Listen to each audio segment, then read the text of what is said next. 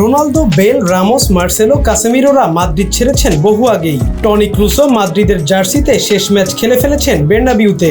গোটা একটা প্রজন্মের কৈশোরের দিনগুলো যাদের দেখে কেটেছে তারা বিদায় নিচ্ছেন একে একে। রিয়াল মাদ্রিদের হয়ে টনি ক্রুসের লক্ষ্য হয়তো অনেক কিছুই ছিল, তবে সবচেয়ে বড় লক্ষ্য ছিল হয়তো নিজেকে প্রমাণ করা। তিনি হয়তো আসতেনই না রিয়াল মাদ্রিদে, খেলেছিলেন জার্মানির সবচেয়ে বড় ক্লাবে। সেই বায়ার্ন মিউনিখের হয়ে জিতেছিলেন সম্ভাব্য সবকিছুই।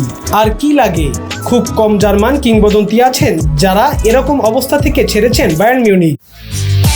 একমাত্র ওয়ালটন এসি দিচ্ছে 1 বছরের রিপ্লেসমেন্ট গ্যারান্টি এবং কম্প্রেসারের 10 বছরের গ্যারান্টি। কিন্তু ক্রুস ছেড়েছেন। তুমি ওয়ার্ল্ড ক্লাস নও বাপু, এই বেতন ডিজার্ভ করো না।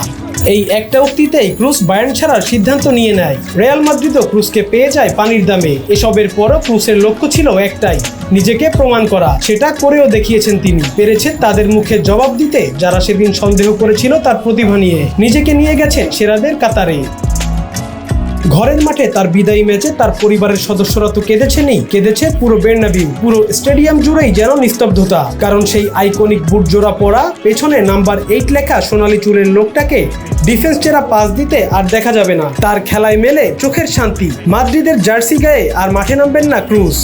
এই কষ্ট মানতে পারেনি মাদ্রিদের খুদে সমর্থকও, তাই তো প্ল্যাকার্ড লিখে নিয়ে আসলেন, রেফারি আপনি ম্যাচের শেষ বাঁশি বাজাবেন না, না হলে ক্রুস চলে যাবে। ভালো থাকবেন টনি ক্রুস। এত ভালোবাসা পাওয়ার সৌভাগ্য সবার হয় না।